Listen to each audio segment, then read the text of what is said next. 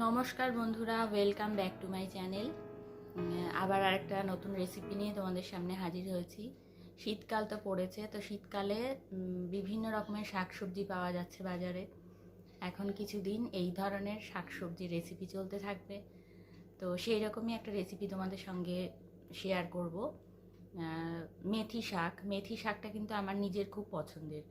তো আমাদের সেদিনকে বাজার থেকে মেথি শাক এনেছিল, বেশ অনেকটা পরিমাণে 2 আঁটি আনা হয়েছিল। খানিকটা ঘন্ট করেছি আর খানিকটা রেখে দিয়েছিলাম একটা অন্য রেসিপি তৈরি করব বলে। যাই হোক, সেটা হয়নি।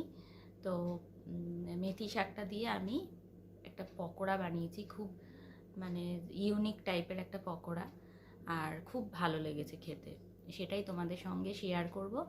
আর একটা কারণ হচ্ছে যে মেথি শাক অনেকে খেতে চায় না, আমার মেয়েই খেতে চায় না, একটু তিতকুটে লাগে আর কি, তো সেজন্য ও পছন্দ করে না খুব একটা, জোর করে খাওয়াতে হয়। কিন্তু যখন পকোড়াটা করে দিলাম, পকোড়াটার মধ্যেও একটু তিতকুটে ভাব কিন্তু ছিল, কিন্তু সেটা খুব সহজেই কিন্তু খাওয়ানো গেছে।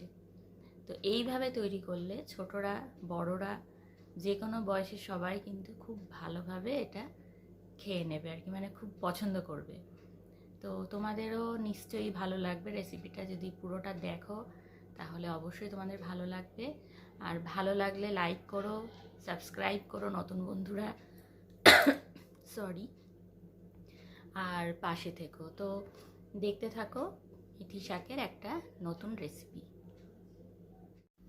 মেথি শাকের এই রেসিপিটা কিন্তু অনেকটাই অবহেলা আর তুচ্ছ তাচ্ছিল্য করে আমি বানিয়েছিলাম, কিন্তু এটা সবার খুব পছন্দ হয়েছে, খুব ভালো বলেছে সবাই। তো আসলে মেথি শাকটা আমি রেখেছিলাম একটা অন্য রেসিপি করব বলে, কিন্তু সেটা হয়ে ওঠেনি, সেই জন্য এটা দিয়ে বানিয়ে ফেললাম এই পকোড়াটা। আর এই যে দেখছো ডাল বাটা, এখানে মুসুরির ডাল আমি বেটে রেখেছিলাম ভিজিয়ে, মুসুরির ডাল আছে আর পেঁয়াজ কাঁচা লঙ্কা।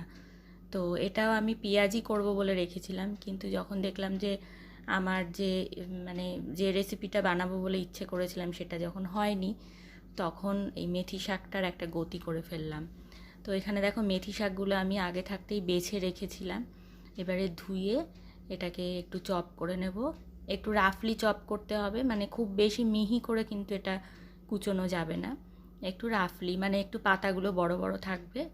আর ওদিকে আমি ডাল বাটা আর পেঁয়াজ লঙ্কা কুচি হলুদ গুঁড়ো লবণ দিয়ে মিশিয়ে রেখেছি। এখানে তোমরা তোমাদের মনের মতন অন্যান্য মশলাও দিতে পারো।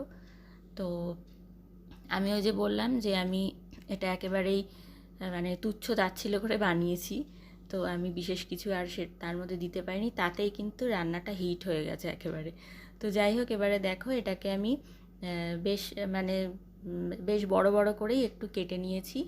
এই যে এরকম দেখতে পাচ্ছ, বেশ অনেকগুলো পাতা কিন্তু গোটা গোটা রয়ে গেছে, এরকমই দরকার, এইরকমই আমাকে কাটতে হবে।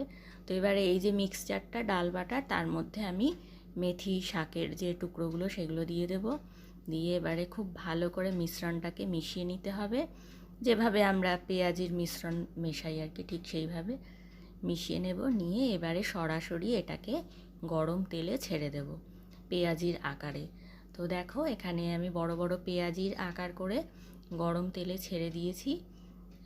সকালবেলা আমাদের ভাতের সঙ্গে কিন্তু এটা ব্রেকফাস্ট হিসেবে ছিল, সকালে আমরা ভাত খেয়েছিলাম সেদিনকে। তো এবার দেখো কি সুন্দর করে ভাজা হয়ে গেছে, আর দারুণ হয়েছিল খেতে, মানে কোনো কথা হবে না, স্বাদের সঙ্গে একটু তিতকুটে ভাব রয়েছে, কিন্তু তা সত্ত্বেও এটা দারুণ লেগেছে, একেবারে অন্যরকম একটা মেথির শাকের একটা আলাদা ফ্লেভার আছে। তো সেইটা সম্পূর্ণ ছিল, খুব ভালো লেগেছে। তো গরম গরম ভাতের সঙ্গে একটু মুসুরির ডাল আর তার সঙ্গে এই ধরনের যদি পকোড়া থাকে তাহলে কিন্তু মনে হয় না আর কিছু লাগে বলে। তো তোমাদের কেমন লাগলো রেসিপিটা অবশ্যই জানাও।